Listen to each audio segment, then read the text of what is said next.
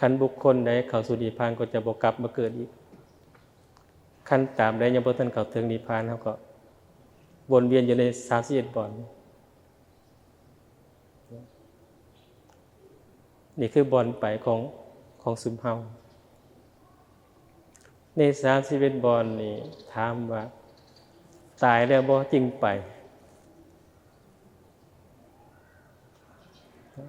หรือว่าตอนนี้เฮาก็ไปอยู่อยากบอกว่าตอนนี้เฮาก็ไปอยู่บุญหนึ่งก็นรกบุญหนึ่งก็สวรรค์บุญหนึ่งก็มนุษย์บุญหนึ่งก็นิพพานชั่วคราวความสงบเย็นกายเย็นใจบุญหนึ่งก็วุ่นวายแต่ว่าเฮาบ่รู้สึกฉะนั้นพระพุทธเจ้าจึงกล่าวว่าให้เฮานี่คันได้สวรรค์ก็ให้ได้ตอนยังมีชีวิตอยู่เป็นมนุษย์ก็เป็นตอนมีชีวิตอยู่ไปเป็นพรหมก็อยู่ตอนมีชีวิตอยู่ตัวนี้จะประเสริฐที่สุด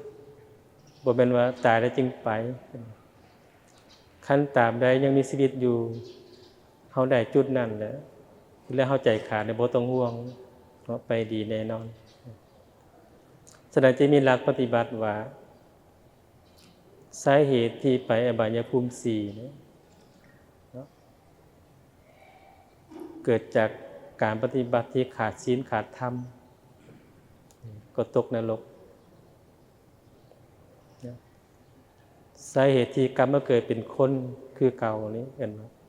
บุคคลใดตั้งมั่นอยู่ในศีล5ปกติแล้วตายเกิดชาติใดก็กลับมาเป็นคนคือเก่าบ่ตกนรกเนาะรักษาศีล5ได้แล้วแหละรู้จักทำบุญให้ทานสร้างกุศลบกขาบุคคลนั้นก็จะได้ไปสู่สุคติสวรรค์มีความสุขกายสุขใจเนาะสวรรค์ของเฮาก็เบิ่งง่ายๆ1กินข้าวแซ่บ2นอนหลับ3บ่เจ็บบ่ป่วยไปมาสะดวกในสวรรค์ของเฮานอนหลับสบายก็มีความสุขสุขภาพแข็งแรงปณิธาบุคคลนั้นรักษาศีลได้รู้จักทำบุญสร้างกุศลแล้วยังได้ไหว้พระสวดมนต์ปฏิบัติกรรมฐานนั่งสมาธิภาวนาปฏิบัติสมถกรรมฐานบุคคลนั้นจิตใจจะมีเมตตาเรียกว่าเป็นพรหมไปอยู่สันพรหมเนี่ยก็จะเป็นผู้มีเมตตาพรหมวิหาร4ตัววัดแท้เบื้องต้นคำว่าพรหมถ้าว่าปฏิบัติต่อไปเป็นวิปัสสนากรรมฐานนะบรรลุธรรมบรรลุธรรม